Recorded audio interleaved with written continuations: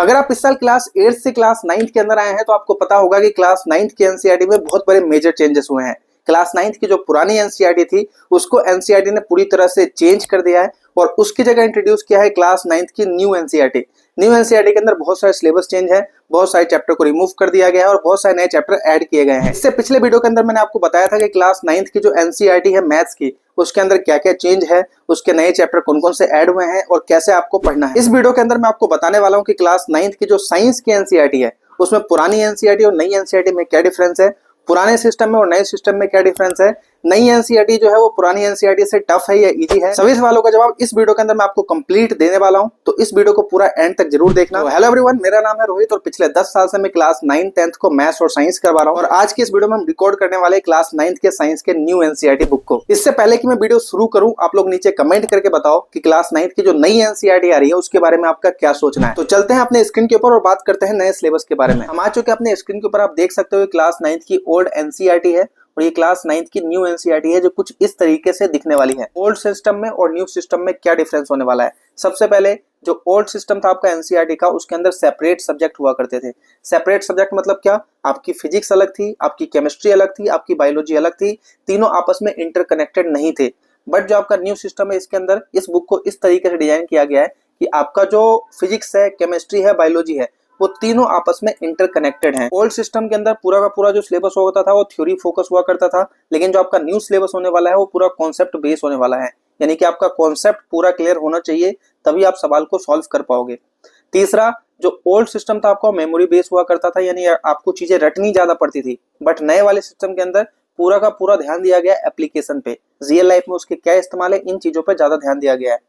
उसके अलावा जो आपके एग्जाम में क्वेश्चन पूछे जाते थे ओल्ड सिस्टम में वो डायरेक्ट क्वेश्चन होते थे, 80% क्वेश्चन डायरेक्ट होते थे। नए सिस्टम के अंदर आपके जो क्वेश्चन मिलेंगे वो कॉम्बिनेंसी क्वेश्चन मिलेंगे, जिसको सॉल्व करने के लिए आपका कॉन्सेप्ट पूरा क्लियर होना चाहिए। जो आपका ओल्ड सिस्टम है उसके अंदर लेस एप्लीकेशन था। लेस एप्लीकेशन मतलब बच्चे बहुत सारे सवाल पूछते थे कि भैया sine theta, cos theta, tan theta, इन सभी का रियल लाइफ के अंदर कहाँ इस्तेमाल होता है। तो एनसीईआरटी ने इसी सवाल का जवाब इस नए बुक के अंदर दिया है। इस नए बुक के अंदर आपको रियल लाइफ लर्निंग मिलने वाली है कि रियल लाइफ में इन कॉन्सेप्ट का कहां पे इस्तेमाल होता है, वो एनसीईआरटी के अंदर आपको दिखने वाला है। उसके अलावा जो आपका ओल्ड सिस्टम था उसके अंदर कंटेंट बहुत ज्यादा था, लेकिन नए वाले सिस्टम के अंदर जो कंटेंट है वो कम है। ये बच्चों के लिए बहुत ज्यादा प्रॉफिटेबल है, यानी कि जो आप रट्टाफिकेशन पहले करते थे वो इस साल नहीं होगा, आपको कॉन्सेप्ट को समझ के एग्जाम देना पड़ेगा। तो ये बहुत अच्छा चेंज है मेरी तरफ से। आप लोग मुझे कमेंट करके बताएं कि ये चेंज अच्छा है या नहीं अच्छा है। तो अब हम देखते हैं कि ओल्ड बुक और न्यू बुक दोनों के चैप्टर में क्या डिफरेंस है। तो अगर आप ध्यान से देखोगे, ओल्ड बुक के अंदर भी टोटल 12 चैप्टर है और न्यू बुक के अंदर भी टोटल 12 चैप्टर है। तो नंबर ऑफ चैप्टर में तो कोई डिफरेंस नहीं है।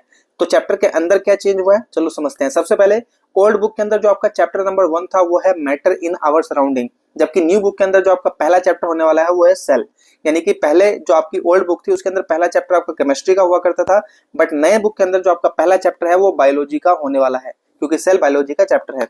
उसके अलावा ओल्ड बुक के अंदर आपका चैप्टर नंबर 2 था is matter around us pure. New book के अंदर जो आपका चैप्टर नंबर 2 है वो है टिश्यू, यानी कि सेम ये भी बायोलॉजी का चैप्टर आपका होने वाला है। ओल्ड बुक के अंदर चैप्टर नंबर 3 था आपका एटम्स एंड मॉलिक्यूल और न्यू बुक के अंदर जो आपका चैप्टर नंबर 3 है वो है रिप्रोडक्शन।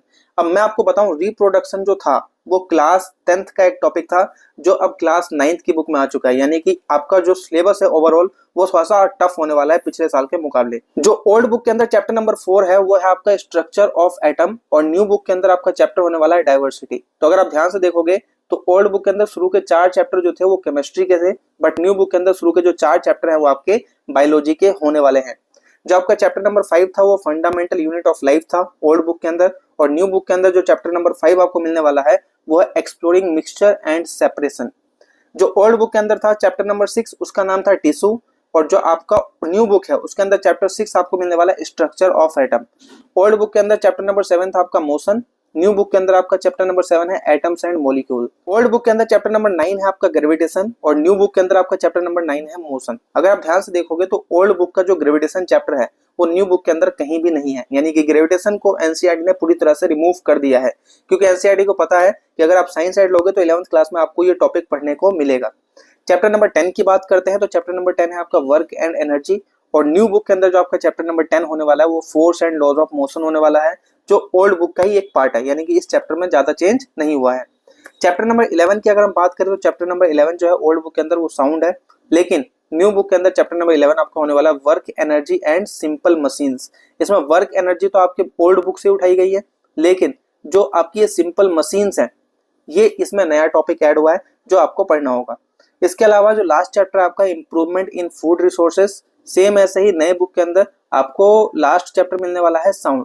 तो अगर आप ध्यान से देखोगे तो पिछले सिस्टम के अंदर आपके शुरू के जो चैप्टर हुआ करते थे वो केमिस्ट्री के हुआ करते थे, बीच में फिर बायोलॉजी आती थी और उसके बाद आपका फिजिक्स आया करता था। बट नए सिस्टम के अंदर पूरा ही उल्टा कर दिया गया है। आपका सबसे पहले आने वाला है बायोलॉजी, उसके बाद आने वाला है आपका केमिस्ट्री और सबसे लास्ट में आपके आने वाले हैं फिजिक्स। तो ये बहुत अच्छा सिस्टम है बच्चों के लिए। आपको ये सिस्टम कैसा लगा हमें कमेंट करके बताओ। आई होप आपने वीडियो कंप्लीट देखा है, तो इस वीडियो को अपने दोस्तों के साथ जरूर शेयर कर दो जिससे कि वो भी नए सिलेबस को समझ सके। मिलते हैं अगली वीडियो में नए सिलेबस के साथ और नए अपडेट के साथ, तब तक के लिए जय हिंद।